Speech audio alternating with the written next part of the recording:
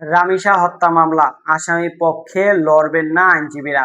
শিশু রামিসাকে ধর্ষণের পর হত্যার ঘটনায় দায়ের হওয়া মামলায় আসামি পক্ষে কোনো আইনজীবী মামলার পরিচালনা করবেন না বলে সিদ্ধান্ত নিয়েছে ঢাকা আইনজীবী সমিতি।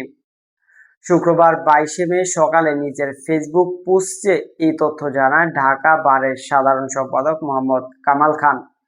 তিনি লিখেন যে ঢাকা বারের কার্যনির্বাহী কমিটির সিদ্ধান্ত অনুযায়ী ঢাকা বারের কোনো বিজ্ঞ আইনজীবী রামিসার হত্যা মামলায় আসামির পক্ষে মামলা পরিচালনা করবেন না।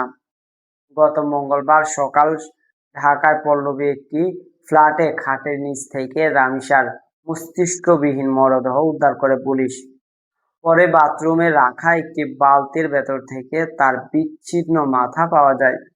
ঘটনার পর পল্লবী থানায় হত্যা মামলায় দায়ের করা হয়। পুলিশ প্রথমে প্রধান আসামি সুহেলের রানার স্ত্রী স্বপ্না আক্তারকে আটক করে। পরে মূল অভিযুক্ত সুহেল রানাকে নারায়ণগঞ্জের ফতুল্লা এলাকা থেকে গ্রেফতার করা হয়। পুলিশ জানিয়েছে, গ্রেফতারের পর আদালতে তিনি রামিসাকে ধর্ষণ ও হত্যার বিষয়ে স্বীকারোক্তিমূলক জবানবন্দি দিয়েছেন। তদন্ত সংশ্লিষ্টরা জানান যে সকালে রামিসার বাসায় থেকে বের হওয়ার পর সুহেল রানা তাকে নিজের কক্ষে ডেকে নেন। সেখানে ধর্ষণের পর তাকে হত্যা করা হয় বলে অভিযোগ ওঠে। পরে মরদেহ গোপন করার চেষ্টা করে।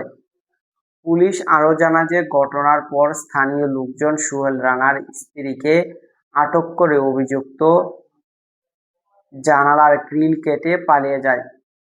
পরে অভিযান চালিয়ে তাকে গ্রেফতার করা হয়। দর্শক, সাবস্ক্রাইব করবেন, লাইক করবেন, শেয়ার করবেন, কমেন্ট করতে ভুলবেন না।